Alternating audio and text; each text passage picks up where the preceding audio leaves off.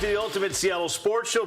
I told you, Friday, we're saving the best for last, Terry. Yes, we got Greg Bell live in Nashville, Jason Puckett live in Pullman. Time now for a deep dive, and with the arrival of Kade Anderson, that means, yes, it is time for Dusty Baker. Dusty, we know Kade is an elite minor leaguer because we've heard about it all year long, but why is he so elite? Yeah, guys, I mean, when you look at his numbers from college even, and take a look at these because they were pretty unbelievable at LSU. He went 16-3 with a 28 games started and 157 in a third innings pitched as well. Those were in 37 games. He had a 3.38 ERA. Somehow, his numbers even better in the minor leagues. Of course, in the College World Series as well, he had under a 1 ERA.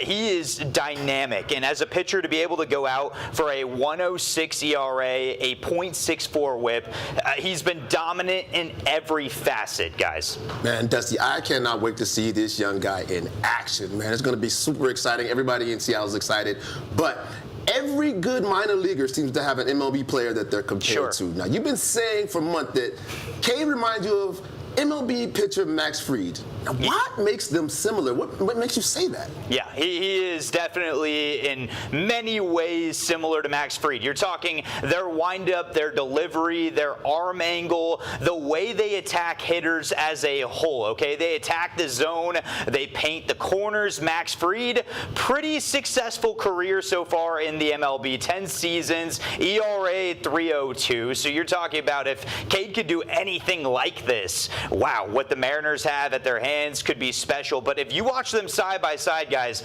you're talking about a very similar looking pitcher. And I want to look at the analytics for Anderson because he has been dominant in the minors.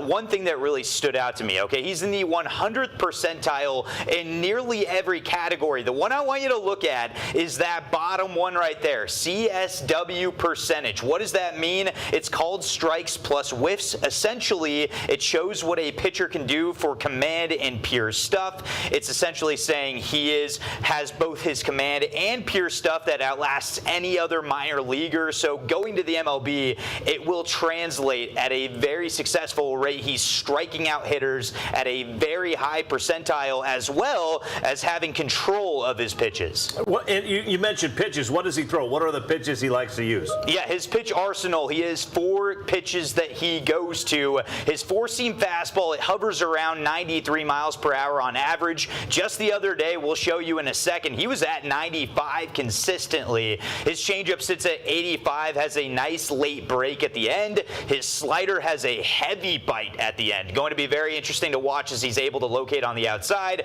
And his curveball, a huge 12-6 movement, and it really drops off. So I want to show you this because if you look at his most recent start, this was against Tulsa, and man, was he dominant. This was the very first batter of the game against Taylor Young, hitting over 300. Guys, a strikeout on a curve, filthy. How do you take that one? Then a fastball pipes it over the middle against Mike Sirota, one of the hottest minor leaguers in baseball.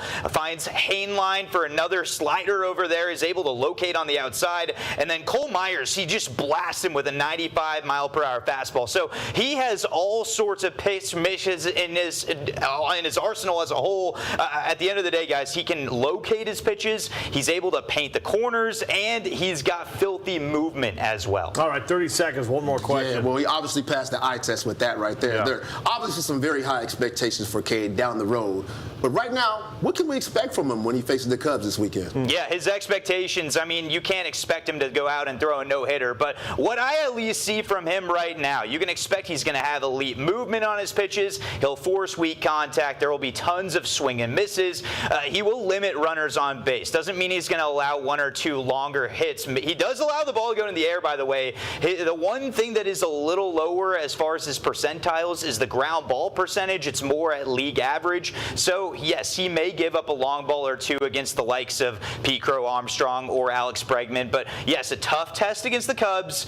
Don't expect a perfect game, but he should go out there, guys, and have very similar success to what he did in the minors. Yeah, it's going to be fun watching PCA at T-Mobile this weekend. That will be great. That's what we call a deep dive. That is a deep dive. That is a Dusty deep dive. We love it. Thank you, buddy. Thank you.